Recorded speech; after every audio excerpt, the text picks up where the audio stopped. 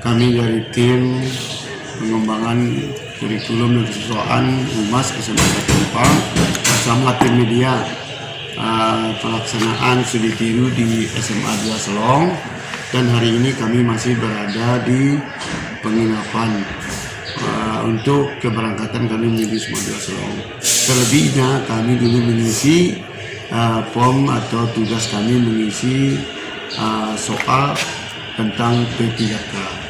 Oleh karena itu Bapak Ibu sekalian, di kesempatan ini kami berharap mohon doa restunya semoga SMA Empang menjadi lebih baik dan terbaik di Kabupaten Sumbawa karena menunjukkan sifat kebersamaan menuju sekolah yang hebat sejahtera. Bapak Ibu sekalian, di kesempatan ini suatu sekolah itu menjadi baik manakala kita sering berkomunikasi dengan sekolah lain dalam meningkatkan mutu pembelajaran dan tugas pembelajaran kita di sekolah.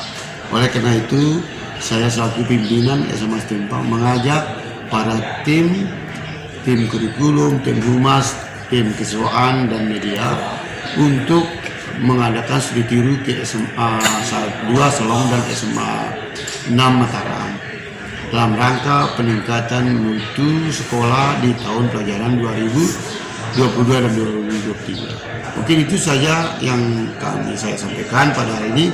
Mudah-mudahan diberikan ridho dari Allah SWT, diberikan kemudahan dalam perjalanan kami ini menuju sekolah hebat sejahtera menjadi NTB gemilang dan Sumbawa gemilang yang berkelanjutan.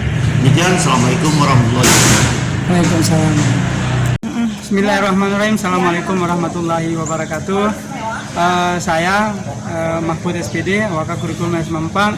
Kami kali ini beserta rombongan lengkap kepala sekolah, Wakil Kesiswaan, Wakil Humas beserta tim akan melakukan sister school atau tiru dalam banyak hal, khususnya saya di bidang kurikulum akan melakukan studi tiru di bidang implementasi kurikulum Merdeka ke SMA Negeri 2 Selong yang sudah berpengalaman menerapkan implementasi kurikulum Merdeka sebagai sekolah penggerak. Demikian singkatnya sambutan dari saya. Kali ini kita sudah berada di Selong dan siap-siap akan menuju ke SMA 2 Selong. Terima kasih. Assalamualaikum warahmatullahi wabarakatuh. Assalamualaikum warahmatullahi wabarakatuh. Selamat pagi, saya Ana Susrawati SPD, Wakasek Kesiswaan SMA 1 Empang. Pada hari ini kami akan melaksanakan sister school atau studi tiru ke SMA 2 Selong dan SMA 6 Mataram. Semoga dengan adanya studi tiru ini kami bisa mengadopsi hal-hal baik atau meniru hal-hal baik sehingga kegiatan kesiswaan dan ekstrakurikuler di SMA 1 Empang dapat lebih baik dan lebih maju sehingga terwujud NTB gemilang yang berkeadaban. Terima kasih. Assalamualaikum warahmatullahi wabarakatuh. Hari ini kami sudah berada di Selong dalam rangka studi tiru kami ke SMA Negeri 2 Selong untuk belajar bagaimana cara pengelolaan media sekolah dan pola hubungan antara sekolah dengan orang tua dan masyarakat pada umumnya, sehingga nanti setelah kami kembali dari kunjungan studi tiru kami nanti, insya Allah apa yang kami pelajari di sini akan kami implementasikan di sekolah demi kemajuan sekolah yang kita cintai, SMA Negeri 1 Empang yang hebat dan sejahtera. Demikian kunjungan kami kali ini, semoga apa yang kami dapatkan bermanfaat.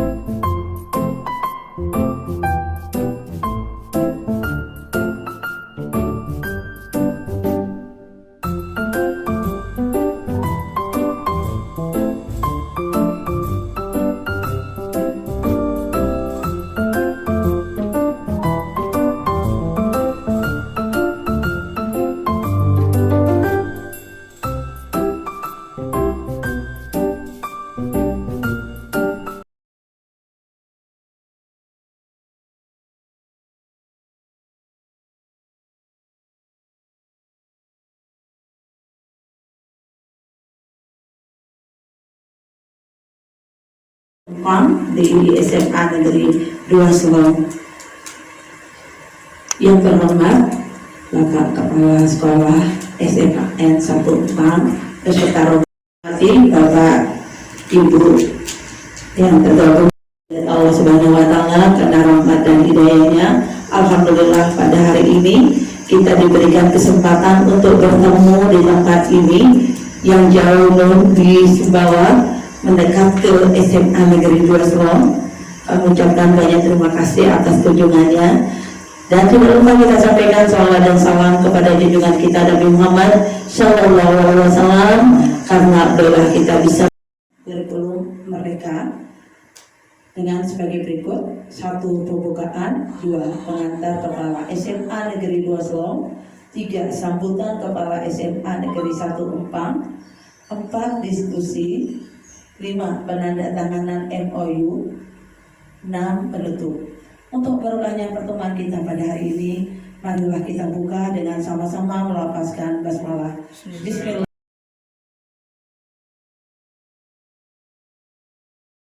Assalamualaikum warahmatullahi wabarakatuh. Alhamdulillahirrabbilalamin. Assalatu wassalamu ala asyrafil anbiya wal mursalin wa ala alihi wa sahbihi ajma'in, amma ba'du.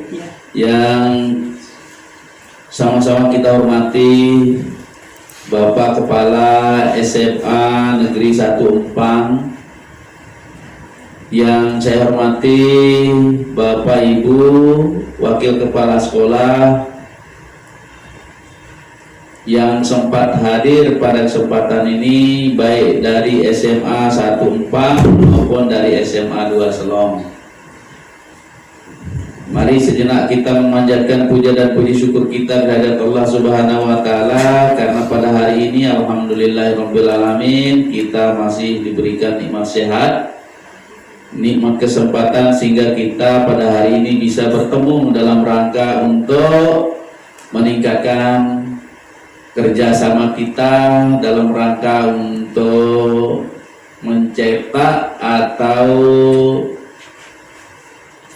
berupaya agar generasi muda, generasi anak bangsa ini nantinya akan mendapatkan pendidikan yang lebih baik. Kemudian selawat dan salam kita aturkan ke junjungan Nabi besar Muhammad Sallallahu Alaihi Wasallam. Mudah-mudahan khusus kita yang muslim dan muslimah senantiasa kita bisa melaksanakan sunnahnya, dan mudah-mudahan di akhir yaumil nanti kita mendapatkan syafaatnya, amin ya rabbal alamin. Pada kesempatan ini kami ingin menyampaikan ucapan di SMA Negeri 2 Selong. Kami ingin menyampaikan ucapan terima kasih juga atas terpilihnya ya SMA Negeri 2 Selong ini tempat untuk kita bersama-sama ya melaksanakan kegiatan studi tiru dalam rangka pelaksanaan program kurikulum merdeka atau di SMA Negeri 2 Selong, dulunya disebut dengan sekolah penggerak. Kegiatan ini adalah merupakan kegiatan yang sangat penting dalam rangka untuk ikut mendukung, mensukseskan program pemerintah, khususnya Menteri Pendidikan, Kebudayaan dan Riset dan Teknologi yang mencetuskan kegiatan sekolah penggerak tahun 2021. Mudah-mudahan kegiatan ini berlanjut sampai kita mampu menghasilkan sebuah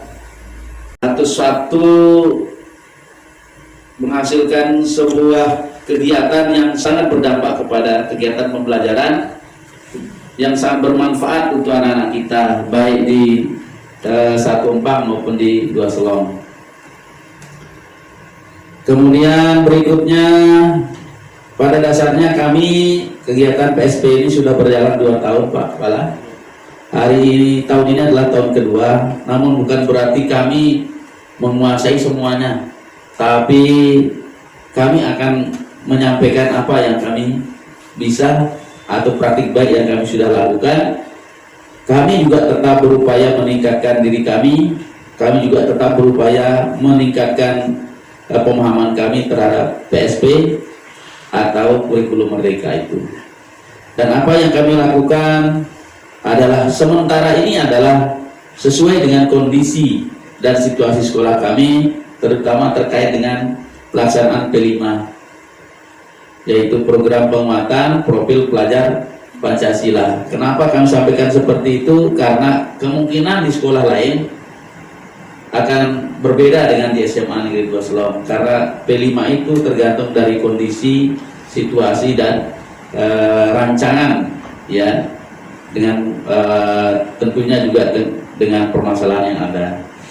Kemudian kaitannya dengan PSP sesuai dengan arahan dan apa yang kami dapatkan dalam rangka untuk kegiatan PSP itu bisa berjalan dengan baik, maka kepala sekolah dibantu oleh satu yang disebut dengan komite pembelajaran terdiri dari 10 orang, termasuk di sana komandannya adalah wakil kepala sekolah urusan kurikulum.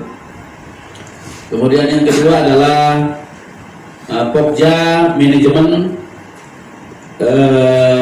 operasional atau disebut dengan PMO, ya.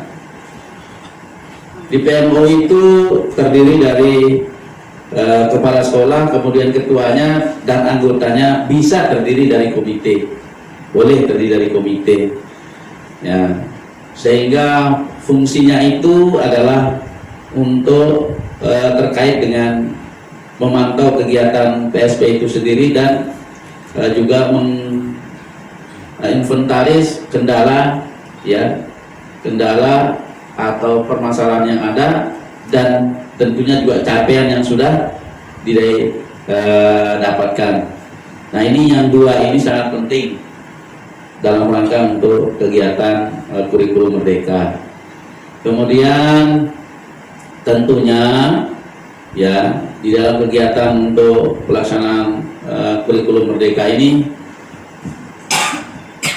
kepala sekolah ada hal-hal yang harus kita istilahnya itu kita harus sepakati dengan teman-teman. Kepala sekolah juga harus ikut, ya, dalam kegiatan itu sehingga tahu permasalahan yang ada, sehingga mudah-mudahan nantinya dengan keberadaan komite pembelajaran kemudian PMO itu akan dapat menyelesaikan permasalahan yang ada di bawah, membantu sekolah, kepala sekolah dalam melaksanakan kegiatan atau program kurikulum merdeka. Ini sangat penting. Nah, oleh karena itu nantinya masing-masing bidang itu komunikasinya silahkan dibangun, ya. Saya membangun komunikasi dengan Bapak Kepala Sekolah, ya, apa yang harus dilakukan dalam rangka untuk mensukseskan kurikulum merdeka itu sendiri. Nah, ini mungkin yang terkait dengan apa yang kami sudah laksanakan di SMA Negeri 2 Selong, dan insya Allah hal-hal yang terkait dengan pelaksanaan kurikulum merdeka insya Allah kami sudah siapkan narasumbernya dari komite dan dari PMO. Kemudian terkait dengan hal-hal yang lain mungkin akan kita bicarakan lebih lanjut. Terima kasih. Assalamualaikum warahmatullahi wabarakatuh. Demikian tadi pengantar dari Kepala SMA Negeri 2 Selong. Kita menginjak acara yang ketiga, sambutan Kepala SMA Negeri 1 Empang kepada Bapak Junaidi SPD FTD. Yang kami hormati Bapak Kepala SMA 2 Selong, yang kami hormati Bapak Wakasek dan Ibu Wakasek, serta Ibu Guru pendamping dan Bapak Ibu Wakasek dari SMA 1 Empang. Alhamdulillah pada siang ini kita masih diberikan nikmat sehat dari Allah Subhanahu wa Ta'ala. Semoga apa yang menjadi hajat kita pada hari ini mendapat keberkahan dari Allah Subhanahu wa Ta'ala. Selanjutnya Bapak Kepala Sekolah yang sama kami hormati, salawat dan salam kali pula kita curahkan kepada Nabi besar Muhammad SAW. Semoga kita dalam keadaan selamat dan iman. Selanjutnya perlu kami laporkan Bapak Kepala Sekolah bahwa kami kesini sudah lama niatnya Bapak Ibu. Karena baru ada waktu, niat kami itu mungkin sudah 6 bulan, 7 bulan sudah. Saya selaku tidak menyampaikan kepada Bapak Kepala Sekolah. Setelah kami masukkan ke dalam PKS waktu kemarin Januari itu sudah kami masukkan supaya sekiranya 1 bis kami ke sini. Karena ini sebentar lagi kami akan ujian sekolah, sehingga kami datang untuk membuat jalan dulu supaya kita bisa berkomunikasi dengan baik, menjadi sistem sekolah yang baik, dan studi tiru ini supaya lebih ke depannya nanti kita dapat bekerjasama secara terus menerus. Terima kasih Bapak Kepala Sekolah yang telah menerima kami dengan sebaik-baiknya, bahwa kami datang ke sini untuk menggali informasi, meminta informasi untuk menambah wawasan kami di SMA 1 Empang, karena kami SMA kami itu di paling timur Pulau Sumbawa, Kabupaten Sumbawa. Oleh karena itu, walaupun kami ke timur, kami tidak kalah dengan kota-kota besar atau kota yang di Sumbawa, karena prestasi kami hampir sama dengan prestasi sekolah-sekolah yang di kota.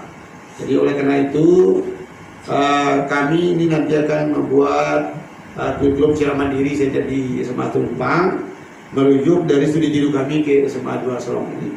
Semoga apa yang kami dapatkan nanti ini di SMA Solong ini kami dapat implementasikan di SMA 1 Tumpang, sehingga satu kemungkinan mungkin kami ke SMA 1 Solong, SMA 2 Solong nanti dalam menggali beberapa informasi yang berkaitan dengan hal-hal untuk peningkatan mutu sekolah kami di SMA 1 Tumpang.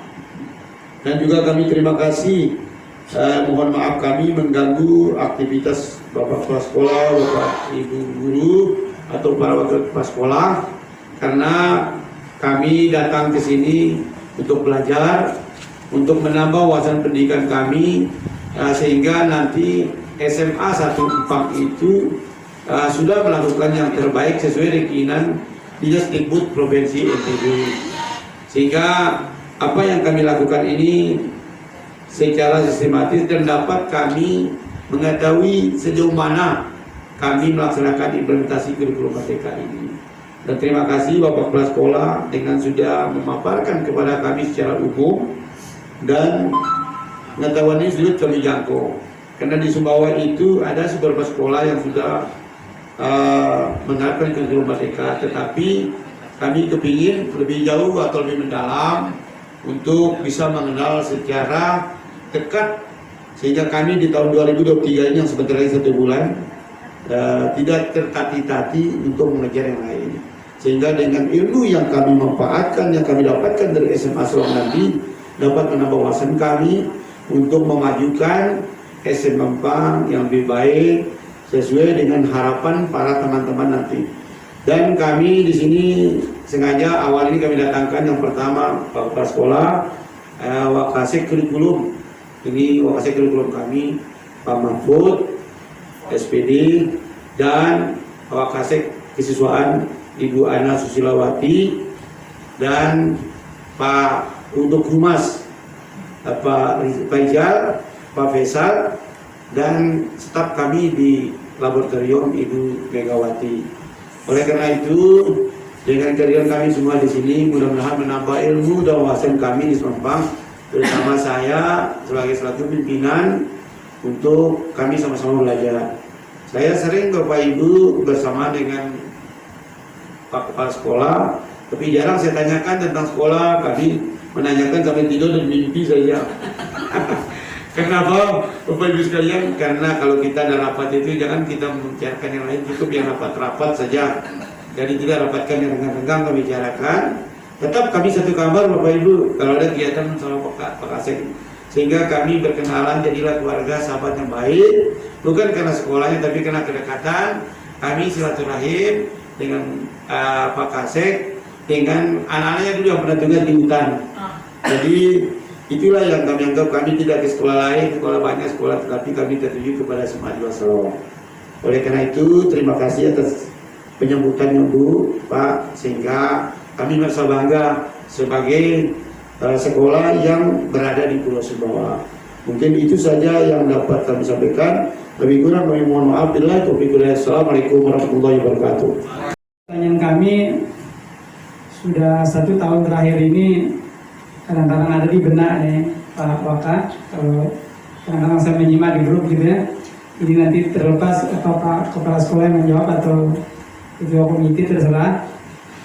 Kadang-kadang saya bingung. Teman-teman bilang di Sumbawa, wah kami sudah belum merdeka loh. Ditanya sama temannya, merdeka apa? Oh merdeka berubah. Oh saya belum, saya merdeka belajar dan lain-lain. Nah mungkin itu pertanyaan saya. Itu bedanya antara merdeka berubah dengan merdeka belajar itu seperti apa bedanya? Dan kalau kita lihat dari sisi urgennya, itu mana yang harus lebih penting untuk kita lakukan. Jadi dalam rangka tentu kita membuat rencana ke depan di SMA Negeri 1 Empang. Jadi mana yang penting harus didahulukan atau harus bersama-sama atau bagaimana? Mungkin untuk sementara sambil kita gali pertanyaan yang lain. Bila itu hidayah, wassalamualaikum. Ada 3 kategori sesuai dengan peraturan Mendikbud bahwa kurikulum berbagi, kurikulum mandiri belajar, kemudian kurikulum mandiri berubah. Ini orang di dinas saja kemarin baru nyampe informasi tentang 3 kurikulum ini. Ternyata pemahaman di dinas itu juga berbeda Pak.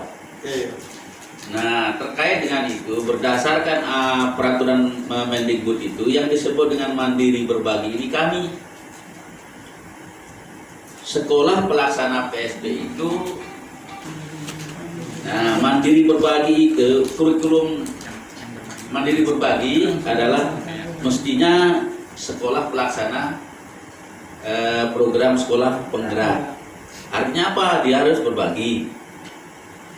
Kemudian mandiri berubah, ya, ini kurikulum ya yang mau berinisiatif untuk berubah dari 2013 menuju kurikulum merdeka atau sekarang disebut dengan IKM ya Bu ya. Kemudian yang mandiri belajar boleh setengah-setengah, boleh 2013, boleh IKM. Ya, artinya apa? Tidak ditekankan untuk berubah. Pelaksana IKM tidak ditekankan seperti itu. Itu berdasarkan apa yang disampaikan oleh Pak Direktorat ya, Bu Hilmi. Ya. Tapi kadang-kadang kan beda. Sebenarnya kalau namanya kurikulum berbagi, ya memangnya berbagi dengan orang yang sudah melaksanakan. Kamilah yang akan berbagi. Ya. Seperti sekarang ini. Ya. Itu kebetulan disampaikan oleh pelaksanaan PLT Direktur ya waktu kita webinar.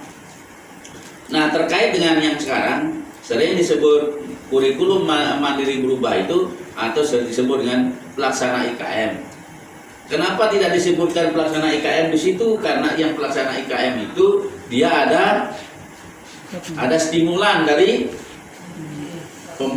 pemerintah. Sedangkan kurikulum berubah tidak ada. Itu makanya dibedakan pelaksana IKM dengan kurikulum mandiri berubah. Nah ini kaitannya dengan apa yang dipertanyakan tadi. Namun pada dasarnya ada juga konsepnya dari dinas itu semuanya disuruh ber-IKM. Semuanya disuruh ber-IKM. Ya pada dasarnya baik. Ya pada dasarnya baik. Di Lombok Timur ini semuanya ber-IKM.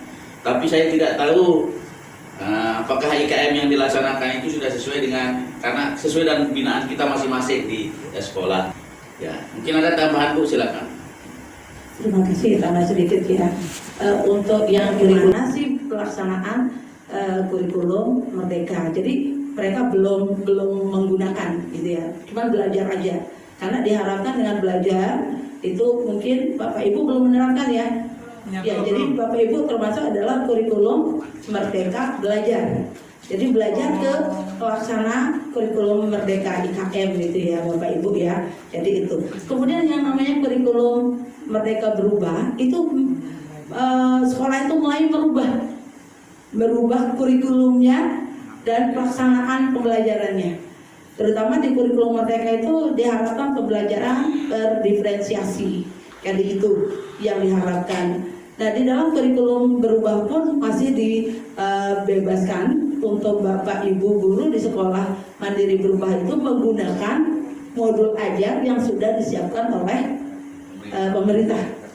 Nah, jadi itu. Dan tapi diharapkan juga di kurikulum Merdeka berubah juga Bapak Ibu juga menyusun sendiri. Jika memiliki konsepnya ya lebih baik menyusun sendiri. Kenapa? Karena kalau kita menggunakan modul ajar orang lain, apa sudah siap untuk itu. Ya. Kemudian yang paling penting di situ itu Pak Kepala, yang saya rasakan adalah mindset Bapak Ibu guru kepala sekolah, walaupun pembelajaran itu juga didasari atas fungsi yang belajar Dewantara itu luar biasa. Luar biasanya apa? Saya menjawab yang terlalu banyak. Itulah salah satunya Pak. Contoh sekarang. Tadi saya tanya Pak Kepala dan termasuk nilai P3K saya bilang oleh Pak, semua item-item yang ada di penilaian NGO yang P3K kompetensi maupun kinerjanya semuanya itu adalah dari guru. Itu juga termasuk kan bahwa itu pun tidak ada yang akan ke depannya itu tidak ditanya pada dasarnya tahun berapa di Penumpang belum meninggal yang diajarkan sama Pak Guru. Tapi gurunya sudah diajarkan, disuruh Pak Kepala menilainya berdasarkan di sana. Karena saya bilang pertanyaan itu, kalau saya tanya satu pun di antara soal apa istilahnya itu tidak pernah dilakukan oleh gurunya di MDIPA. Kan tidak ada CP di situ, kan tidak ada refleksi di situ, kan tidak ada berpusat pada, kan semuanya itemnya itu berpusat kepada siswa kan. Bagaimana literasi dan numerasi, ya bagaimana literasi dan numerasi, mampukah anak secara literasi dan mampukah anak secara numerasi, ya itu. Nah oleh karena itu di konsep Merdeka Belajar itu ada dia semua. Ya ini sebagian kecil saja. Ya terima kasih. Assalamualaikum warahmatullahi wabarakatuh. Waalaikumsalam. Sebelumnya kami sampaikan ucapan terima kasih kepada Bapak Kepala Sekolah atas penerimaan dan penempatan kami di ruangan yang luar biasa ini. Di ruangan seperti ini sepertinya mungkin mimpi baru bisa kami nikmati Pak, terutama untuk penampilan seni saya lihat tadi. Nah, tapi yang ingin saya tanyakan di sini Pak, sejauh mana peran ya kebetulan Ibu Ketua PMO-nya ini adalah juga merupakan humasnya. Jadi sejauh mana peran kehumasan sekolah mendukung implementasi kurikulum Merdeka di sekolah ini Pak? Ya, ini yang ingin kami pelajari. Dan bagaimana persiapan humas ini dalam rangka menjamin daya dukung orang tua terhadap implementasi kurikulum Merdeka ini Pak di sekolah. Ini yang ingin kami tanyakan, mungkin lebih kurang dokumentasikan dan kami akan menyebarluaskan melalui media sosial sekolah gitu ya. Jadi nanti Bapak Ibu jika berkunjung ke FB-nya Semada Selong itu kegiatan-kegiatan pembelajaran Bapak Ibu itu kita upload di sana. Jadi kegiatan-kegiatan sekolah yang berkaitan tentang kurikulum dan yang lain sebagainya ada di sana. Kemudian untuk yang dukungannya dengan pihak sekolah, kami di Humas itu memiliki tim ya yang antara lain adalah hubungannya dengan orang tua murid. Jadi di sini kami membuat grup WA untuk wali murid, wali kelas dengan wali murid, tetapi ada juga dari perwakilan Humas. Jadi di situ akan ada informasi-informasi yang nanti akan disampaikan. Nah, yang kami dapatkan ini cerita sedikit bahwa orang tua itu ternyata tidak ada yang tidak memiliki nomor HP. Jadi yang ditulis adalah nomor HP anaknya. Ketika anaknya itu adalah ya tidak masuk gitu kan, di sini Bapak Ibu habis sampaikan kalau ada surat datang ke sekolah sakit dan lain sebagainya itu harus dikonfirmasi dulu ke wali murid. Ini apa benar anak kita ini tidak masuk kan, mencantumkan nomor HP, dan nomor HP ini nanti dihubungi oleh yang piket. Setelah oke, baru diberikan stempel, berarti itu sudah sesuai dengan prosedur mereka. Sakit ya, dalam hal ini sakit ataupun izin. Kalau alta kan tidak perlu ada surat. Nah, jadi seperti itu. Nah, kebetulan wali kelas yang tergabung di dalam grup itu menanyakan kenapa anak kita tidak masuk. Ya, dia jawab, yang jawab anaknya sendiri gitu ya. Jadi orangnya tidak tahu. Nah, ini pengalaman ya. Dan akhirnya ya maklum, kami di SMA Negeri 2 Selong ini dari segi tatanan ekonomi menengah ke bawah. Jadi banyak juga orang tua yang tidak memiliki HP yang perlu kita berkomunikasi. Nah, tapi juga sering juga dilakukan pertemuan ya, kelas parenting, apalagi ada kelas-kelas yang membutuhkan perhatian khusus, maka orang tua dengan anaknya kita dudukkan bersama gitu. Jadi seperti apa maunya sekolah dan apa maunya orang tua, di situ kita bertemu.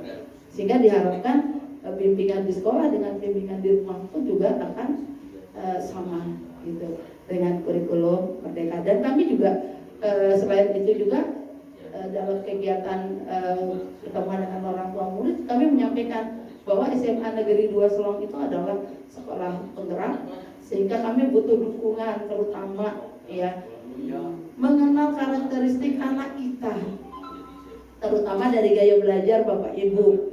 Kan kalau namanya belajar itu harus membaca ya. Nah, padahal gaya belajar anak kita macam-macam.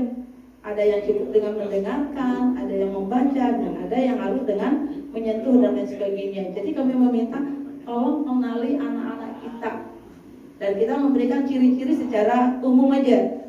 Kalau yang anak yang visual itu dia anaknya itu agak memperhatikan penampilan, jadi dan selalu sedikit-sedikit merapikan pakaian dan lain sebagainya. Jadi itu adalah ciri yang visual ya. Jadi anak yang visual ini ya dia akan membaca belajarnya, kemudian melihat gambar dan sebagainya, itu jauh lebih mudah.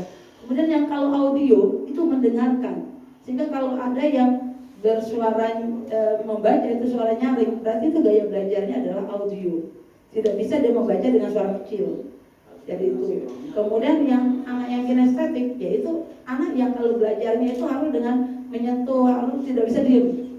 Nah, jadi ini yang kami sampaikan, jangan kami yang mengenal anak-anak Bapak Ibu, tapi Bapak Ibu tidak mengenal anak-anaknya, gitu, mengenai gaya belajarnya. Anak disuruh membaca, anak yang kinestetik ya mau dipukul pun juga tidak akan pernah bisa efektif. Jadi itu yang kami sampaikan, karena di sekolah juga kita sudah menerapkan pembelajaran terdiferensiasi yang mana kita... Salah satunya kurikulum Merdeka itu tidak ada jurusan. Ini harus nyampe kepada masyarakat, terutama wali murid. Maka ada program parenting. Punyanya program parenting, punyanya humas. Dia secara berkala akan memanggil, akan mendatangkan wali murid terkait dengan itu. Nah, program parenting itu bukan sekedar hanya informasi, termasuk cara belajar anak disampaikan. Bagaimana cara menghadapi anak sudah disampaikan, kaitannya dengan gaya belajar anak. Makanya sebelum kita menyampaikan itu, kita juga komunikasi dengan lembaga psikologi. Nah, begitu hasilnya kita dapatkan, nanti kita ada parentingnya itu nanti bisa dari lembaga psikologi itu yang menyampaikan, atau dari teman-teman BK atau dari yang lain, sehingga orang tuanya itu ngerti gaya belajar anaknya seperti apa. Ini salah satu kaitannya dengan yang kurikulum Merdeka. Kalau yang lain banyak sudah disampaikan. Kemudian di samping itu juga terkait dengan kurikulum Merdeka, termasuk kegiatan kita ini adalah menjadi bagian dari humas untuk menyampaikannya kepada masyarakat, kepada pemerintah, bahwa SMA 2 Selong itu sudah melaksanakan kurikulum berbagi. Berbagi apa? Berbagi praktik baik. Nah, ini namanya praktik baik. Nah, itu juga fungsinya humas. Kita ditanya, sudah berapa sekolah yang melaksanakan studi tiru atau sudah berapa sekolah yang sudah mendapatkan bimbingan, itu akan ditanya sama Pak Kabid, ditanya sama KCD. Karena itu menunjukkan informasi yang didapat oleh Pak Kabid atau di KCD dan atau Pak Kadis itu menunjukkan bahwa kurikulum Merdeka di Nusa Tenggara Barat ini sudah sesuai dengan track yang diharapkan, bahwa teman-teman yang di kurikulum berbagi itu sudah mulai ya melaksanakan tugasnya untuk menyampaikannya. Itu juga dari humas. Dan termasuk kaitan dengan Facebook. Hampir semua teman-teman yang sudah melaksanakan pembelajaran terdiferensiasi itu ada di Facebooknya, Bu, ya? Ya, menyampaikannya. Di situ mereka setiap kegiatan itu biasanya menguploadnya di video kegiatan pembelajaran SMA 2, kemudian dibawa ke Facebooknya. Kenapa? Karena semakin banyak kita sharing dengan teman-teman yang lain, banyak yang meniru, insya Allah maka kita berinvestasi untuk yang hal-hal yang baik. Nah, termasuk P5 itu sendiri mungkin yang paling aktif kita di kaitan dengan P5 itu ya kita berusaha sekuat tenaga agar kegiatan P5 itu sesuai dengan tahapan-tahapannya, sehingga apa yang diharapkan itu bukan saja produk tapi proses, itulah yang sebenarnya sesungguhnya. Ya, ini mungkin informasi. Baik, terima kasih.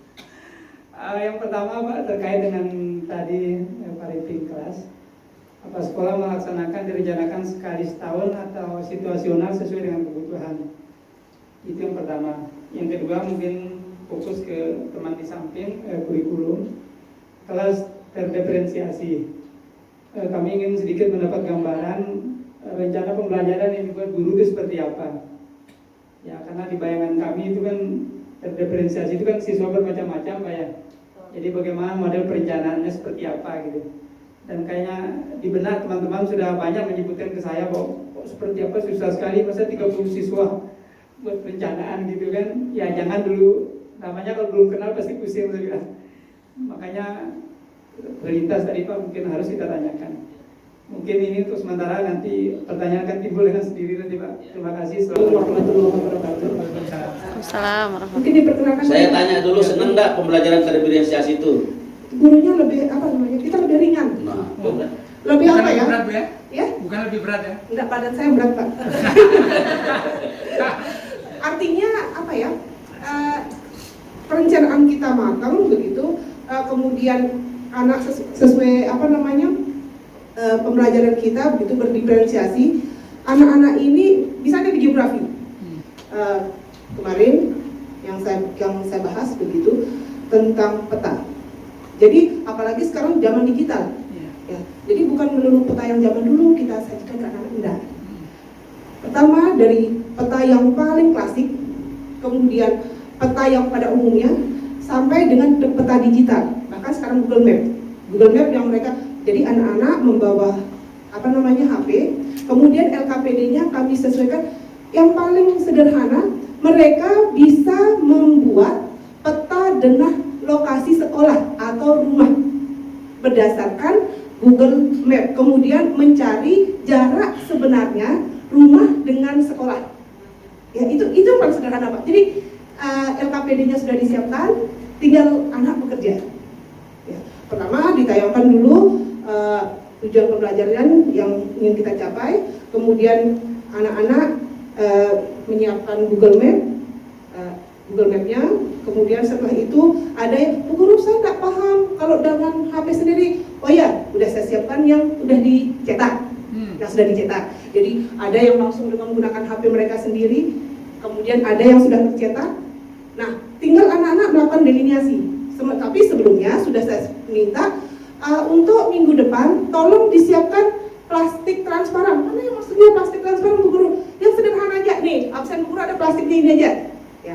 Kemudian Google Map yang sudah di print dan spidol warna-warni.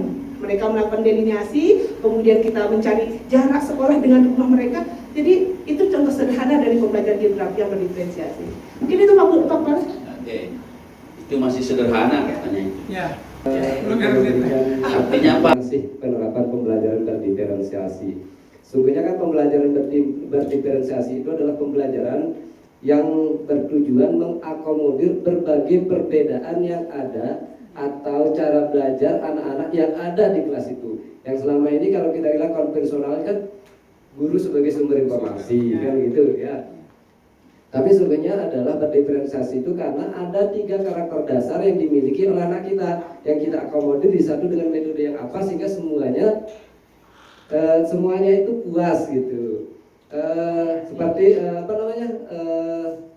visual ya, kinestetik, visual, audiovisual itu kita akomodir. Nah, saya mencoba pembelajaran kemarin dengan pendekatan bermain kartu, Pak. Bermain kartu dengan menulis namanya sendiri. Anak-anak itu tidak boleh disingkat, Pak. Namanya itu ditulis di kertas. Saya siapkan kertas bupalo. Memang luar biasa, Pak. Sampai anak itu enggak sadar kalau waktu jamnya itu lewat 15 menit. Wah, ini Pak kayak gimana ya? Itu artinya sungguhnya dalam kurikulum penggerak ini adalah semua proses itu berpusat pada siswa. Yang jelas guru itu tidak capek gitu. Santai saja, Pak. Iya. Artinya saya mencoba pembelajaran dengan menggunakan saya siapkan kertas bupalo. Saya bagikan, tapi sebelumnya kita bagi menjadi beberapa kelompok. Nanti kita berikan per kelompok itu. Nanti Bapak akan melihat betul-betul anak yang kinestetik itu akan kelihatan. Anak-anak yang visual itu akan kelihatan. Anak-anak yang audio itu akan kelihatan. Dan semuanya ikut di dalamnya, Bu. Ya. Nah, nanti saya bisa sharekan videonya juga dengan Bu. Kemudian namanya studi multi di situ ketelitian, ketepatan, kecerdasan akan kelihatan, Pak. Pokoknya kita hanya melihat kelompok-kelompok yang betul bekerja itu. Nanti namanya itu digunting kecil-kecil. Ada beberapa kelompok seharusnya membutuhkan waktu 10 menit, itu mereka bisa selesaikan 5 menit. Ada satu kelompok ya yang membutuhkan waktu 10 menit tetapi menjadi 15 sampai 20 menit, Pak. Akan kelihatan di situ. Nah, dari situ kita terus mengevaluasi. Yang jelas pembelajaran berdiferensiasi itu guru itu ringan. Ya, karena yang betul-betul belajar dan bekerja itu adalah anak-anak. Kira-kira seperti itu, Pak. Terima kasih. Ya, sudah jelaskan tadi pembelajaran mau dipisah ya. Kalau misalnya geografi 3 jam, nggak boleh dipisah. Atau 4 jam, nggak boleh dipisah di 2 hari. Ya. Karena mereka asik. Ya. Kita nggak capek, Pak. Ya. Ya. Jadi siswa lebih aktif ya. Iya, karena siswa ya yang aktif. Karena ada LKPD itu. Anak bekerja berdasarkan LKPD itu. Iya. Nah, ini guru geografi. Coba, nah ini guru sejarah nih, makanya seperti bukan Ajaran di Ponorogo, Pak. di SMA 2 Sumbawa kemarin. Ternyata kita hanya mengingatkannya 30 menit karena waktu kami tidak ada sampai jam 5 itu. Ternyata sampai jam 5 itu mereka masih kurang dan seterusnya. Tagihan, Pak. Ya, pembelajaran dari Berdiferensiasi itu seperti ini. Nah, terus ini yang kedua. Tadi yang pertama itu apa ya? Sister school. Sekali. Oh, kelas parenting. Kelas parenting itu Sesuai kebutuhan apa sekali? tidak sesuai dengan kebutuhan. Dan tidak semuanya bisa saja per kelas itu. Oh. Tidak Jadi yang semuanya. melaksanakan nanti cukup wali kelas saja, Pak. kalau Boleh. Sama BK. Ya, sama dengan BK. Tergantung dari permasalahannya. Tapi yang jelas untuk kurikulum merdeka ini adalah menginformasikan terhadap apa yang dilakukan sekolah terhadap PSP itu atau kurikulum merdeka itu. Ya. Masih, Pak, menyambung tadi sudah dijelaskan tentang pembelajaran terdiferensiasi. Ini pertanyaan ke Bapak Kepala Sekolah. Kan teman-teman guru menyiapkan banyak sarana itu, kertas, spidol, bisa jadi bikin sarana wifi di seluruh sekolah ya. Apa memang itu guru tinggal minta di sekolah atau bagaimana? Enggak juga. Ya, kalau kita misalnya beli spidol untuk anak-anak mungkin ya 1 drum itu sudah selesai. Maksudnya untuk guru saja, Pak, untuk penyiapan guru. Karena guru itu hanya kertas yang dibutuhkan, kertas bupalo dengan spidol ya Bu Ilmiah. Itu disediakan Ya. di sekolah. Kemudian LKPD LKPD itu tidak harus diketik, bisa dibacakan, lewat bisa lewat HP, ya. Nggak nyetak begitu, misalnya nggak sempat nyetak, banyak yang pakai printer, udah dekat play aja.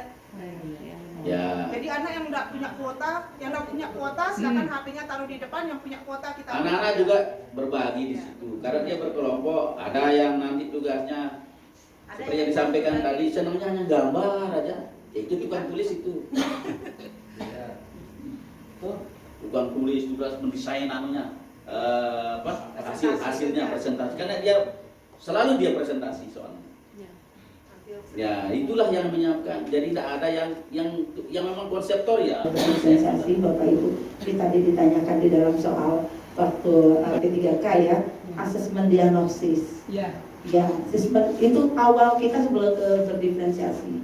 Jadi asesmen diagnosis itu adalah untuk mengetahui pertama ada kognitif dan ada non kognitif. Yang kognitif itu adalah sesuai dengan materi mata pelajaran kita.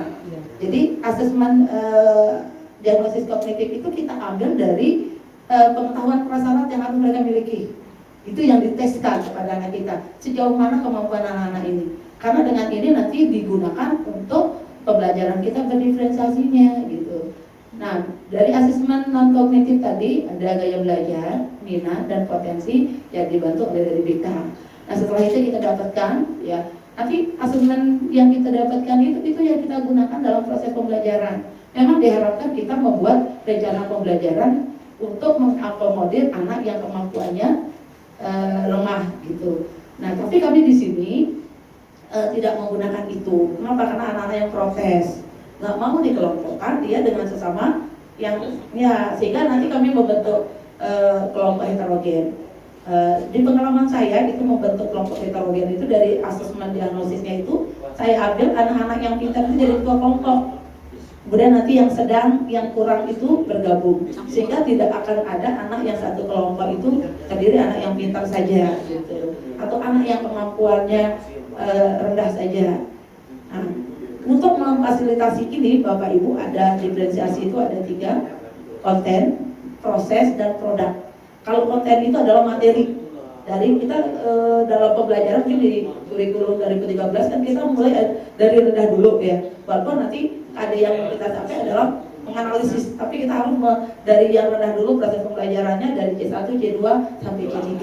Nah, dengan kita mengetahui kemampuan anak kita yang lemah, maka bisa jadi anak kita itu kita minta mereka untuk menyelesaikan di LKPD itu yang jenjangnya sesuai dengan pengetahuan mereka. Kita mengerti kan, oh anak saya ini kemampuannya lemah, oh cukup mungkin sampai C3 saja, mungkin tidak bisa sampai C4. Tapi bagi anak yang memiliki potensi lebih, bisa sampai aksi nyatanya dia gitu. Nah, itu kemudian diferensiasi proses tadi yang sesuai dengan gaya belajar. Kalau yang saya terapkan, itu saya menggunakan Google Classroom untuk memfasilitasi mereka. Jadi ini kan Google Classroom itu bisa kita video modul, kemudian simulasi ya. Video itu biasanya untuk anak yang audio. Kalau modul itu untuk anak yang visual, gambar-gambar, sedangkan yang kinestetik itu yang simulasi yang simulasi atau yang perlu dengan gerakan lah dan sebagainya. Kemudian yang terakhir adalah diferensiasi produk. Jadi diferensiasi produknya itu mereka memilih nanti mau seperti apa. Misalnya presentasi saja ya. Jadi kita bebaskan. Ada yang menggunakan karton, ada juga yang menggunakan PPT, ada juga yang menggunakan video. Kita berikan kepada mereka itu namanya diferensiasi produk. Jadi tidak kita memaksakan sama guru, nah sekarang kalian malah membuat presentasi menggunakan PPT. Nah ini yang tidak boleh, karena setiap anak itu memiliki gaya belajar yang berbeda gitu. Jadi seperti itu aja diferensiasi, barulah kita melaksanakan pembelajarannya enak. Jadi anak yang biasanya yang kinestetik itu, ya ini mungkin ada anak yang kalau kita belajar itu selalu mengganggu temannya, maka itu harus kita introspeksi diri, ada apa? Kayaknya ini tidak kita fasilitasi gaya belajarnya. Kalau terfasilitasi, ya mereka asik dan tidak akan pernah mengganggu temannya lagi. Jadi pembelajaran berdiferensiasi dapat meningkatkan aktivitas keaktifan anak di dalam pembelajaran. Oke, jadi itu Bapak Ibu ya. Ada yang mau ditanyakan lagi? Oh, ada. Mohon maaf, sedikit menarik ini Bu. Oke. Mohon nanti dikoreksi. Saya ini kan kalau bahasa Jawa langsung, jadi mencoba-coba saja Pak dengan pemahaman yang minim gitu untuk menuju ke sana gitu. Begini, karena saya kan dulu sosiologi Pak, sosiologi. Saya emang pola pikirnya ke terdiferensiasi itu. Saya suguhkan siswa saya videonya, kemudian saya kasih tahu ini linknya, link YouTube saya ini, saya bilang. Saya hanya menyuruh dia untuk memberikan tanggapan terhadap materi video itu. Nah, laporannya yang saya minta sesuai dengan kemampuan. Nanti Bu, itu sudah sesuai apa tidak ke sana. Saya bilang, kalau kalian mampu buat video seperti saya buat, saya bilang kumpulkan dalam bentuk video, sudah diedit, narasi segala macam. Kalau tidak mampu, dengan pesan suara, saya bilang. Kalau tidak mampu, kamu boleh maju ke depan. Saya beri kesempatan untuk maju presentasi langsung. Kalau malu, tidak mampu juga, kamu tulis, kumpulkan pakai kertas. Jadi tagihan saya ada yang pakai video, ada yang pakai pesan suara, ada yang dia maju langsung di dalam kelas, ada yang nulis. Apakah itu sudah mengarah ke sana? Betul. Ya. Itu sudah diferensiasi produk. Sudah menyampai ke sana, ya. Kemudian yang kedua, Bukan proses. baru produknya ya? Produk. Langsung ke produk itu. Bapak kan mintanya hasil. Oh iya. Asesmen diagnostik tadi yang tadi. Yang penting itu adalah Prosesnya yang penting Pak ya. Itu yang harus kita pantau ya. Itu yang melakukan guru sendiri apa setiap guru asesmen diagnostik itu setiap guru apa cukup diwakili oleh BK saja, gimana? Oke, terima kasih. Kalau asesmen non kognitif itu cukup BK saja, ngasih hasilnya untuk kita. Tapi kalau asesmen kognitif itu guru per mapel. Itu di awal. Iya, di awal. Jadi harapannya itu adalah kita tahu kemampuan anak kita. Iya. Sehingga kita bisa di mapel kita. Iya, di mapel kita.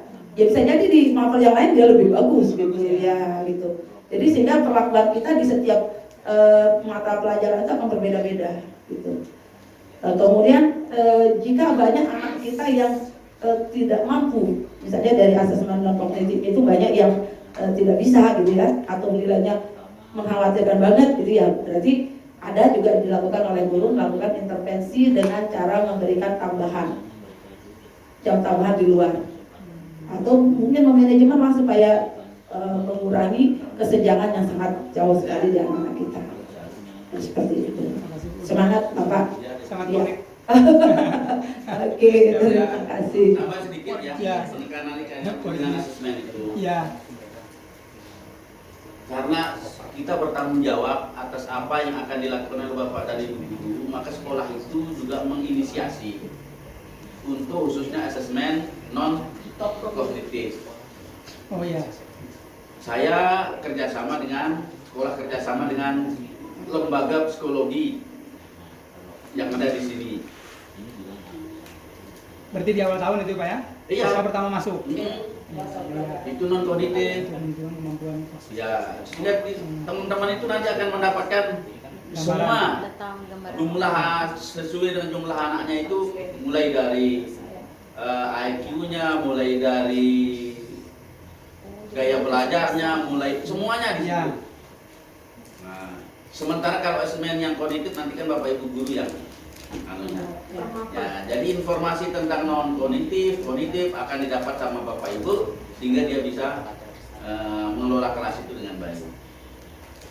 Ya, itu salah satu contoh intervensi sekolah terhadap asesmen itu. Salah satunya adalah non kognitifnya. Karena itu sudah ada di BOS juga anggaran untuk non kognitif itu. Nggak tahu sama Pak Kepala sudah dianggarkan apa belum. Kalau saya sudah saya anggarkan 100.000 per orang. Untuk asesmen itu Pak? Ya. Asesmen diagnostik.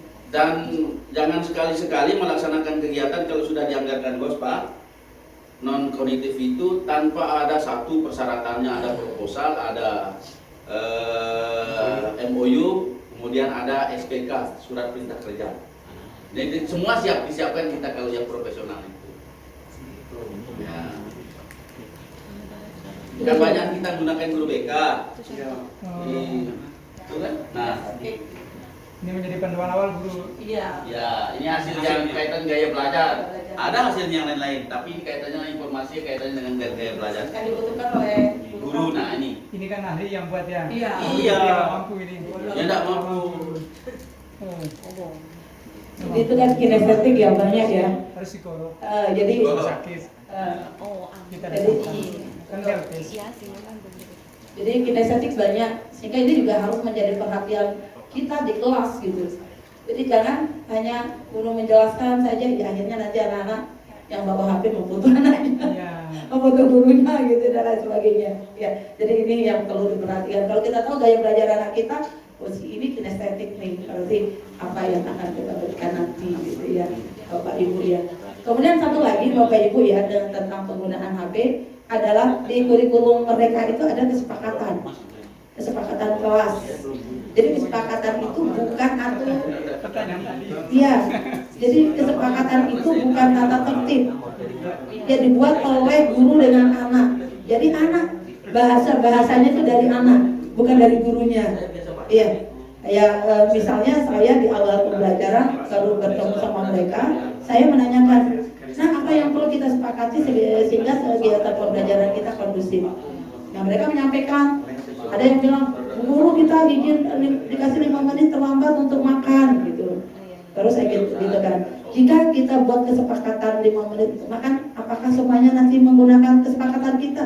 Iya sih Bu Guru katanya, kan makan 5 menit terlambat jadinya kan. Nah kira-kira kondusif nggak pelajaran kita? Enggak sih. Apa bisa kita buat jadi kesepakatan? Nggak bisa Bu Guru. Nah jadi awalnya seperti ini. Nah, jadi itu, iya kesepakatan. Nah ini kesepakatan ini diharapkan bisa menjadi keyakinan kelas. Ya, jadi di keyakinan kelas itu berarti nanti mereka tidak perlu lagi membuat kesepakatan. Ini yang sudah saya alami ya. Kan biasanya anak namanya baru ketemu jadi dari SMP. Kalau ada temannya berbicara pasti diteriakin. Kalau temannya ngomong pasti disorakin gitu ya. Jadi di sini membuat anak itu merasa tidak nyaman untuk berbicara. Saya menemukan di kelas 12 dia tidak berani berbicara karena dia tuh tidak merasa nyaman di kelas diteriakin. Terus waktu itu saya lihat dia memiliki kemampuan tuh yang masuk kelas, saya tanya, ayo silahkan Bu Guru bantu saya nggak berani berbicara gitu. Nah dengan kesepakatan kelas ini, jadi itu membuat dia nyaman. Jadi kita memberikan rasa aman dan nyaman untuk mereka sehingga mereka mau berbicara. Nah caranya tadi, oke, gimana kesepakatan kita kalau teman berbicara saling menghargai. Kemudian gimana yang lain kalau ada yang berbicara, mereka yang menyampaikan sendiri mendengarkan. Sehingga awal-awal gitu ya, kalau ada temannya kebiasaan teriak, oke, ingat kemarin kesepakatan kita apa? Kita hanya mengingatkan aja Pak. Kalau dia sedang temannya ngomong terus dia berbicara, oke, kemarin kesepakatan kita seperti apa? Mengingatkan aja, sehingga nanti oh ya maaf lupa. Akhirnya lama-lama jadi keyakinan. Jadi tidak akan lagi ada teriakan untuk temannya. Nah jadi itu adalah salah satu cara untuk membuat anak itu yang tadi tidak berani berbicara itu harus ditanyakan saja dia trauma. Ini disiplinnya, kesepakatan. Kesepakatan ini. Iya. Oke.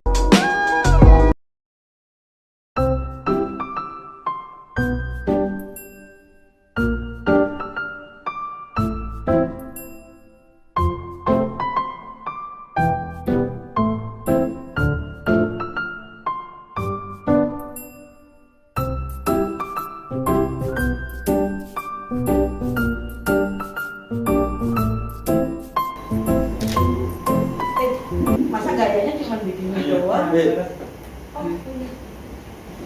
Kalau senang nanti diteleponnya Bu ya. Dibuka. Ini udah beli bisa. Oh gitu ya? Gini ya? Apa dibuka aja.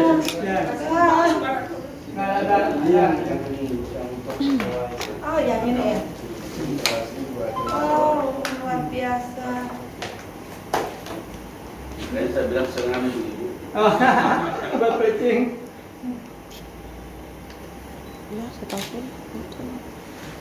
Ya, silakan kita lanjuti dengan masing-masing Pak Mahfud ya. Dengan